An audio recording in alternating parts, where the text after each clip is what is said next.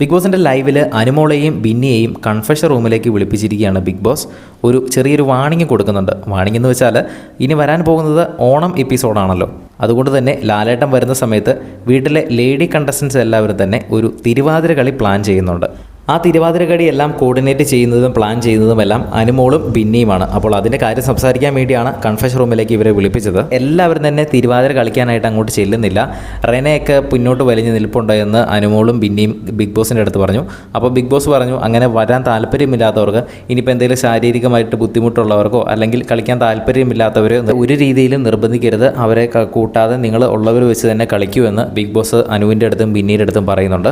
റെനയെ കൂട്ടാതിരിക്കാനുള്ള കാരണം എനിക്ക് തോന്നുന്നു ഓൾറെഡി റെനയ്ക്ക് എന്തായാലും ഈ ഒരു എപ്പിസോഡിൽ പാർട്ടിസിപ്പേറ്റ് ചെയ്യാൻ പറ്റില്ല എന്ന് തോന്നുന്നു. കാരണം ഷാനവാസിനെയും റെനയെയും ഈ വീക്കിൽ ലാലേട്ടനെ കാണാൻ പറ്റില്ല എന്നുള്ളൊരു ശിക്ഷ അവർക്ക് കൊടുത്തിരുന്നു. അവർ ഓൾറെഡി ഈ ഒരു എപ്പിസോഡിൽ കാണുമെന്ന് പ്രതീക്ഷിക്കുന്നു. എന്തായാലും ലൈവിൽ ഇപ്പോൾ ബാക്കി അവിടെയുള്ള ലേഡി കണ്ടസ്റ്റൻ്റ് എല്ലാവരും തന്നെ തിരുവാതിര കളിക്കാൻ പ്ലാൻ ചെയ്തുകൊണ്ടിരിക്കുകയാണ്. തിരുവാതിരയ്ക്ക് ഇപ്പോൾ പ്രാക്ടീസ് ചെയ്തുകൊണ്ടിരിക്കുകയാണ്. അതിൽ കൂടുതൽ ബിഗ് ബോസ് വീഡിയോകൾക്കായി ചാനൽ ഒന്ന് സബ്സ്ക്രൈബ് ചെയ്യുക.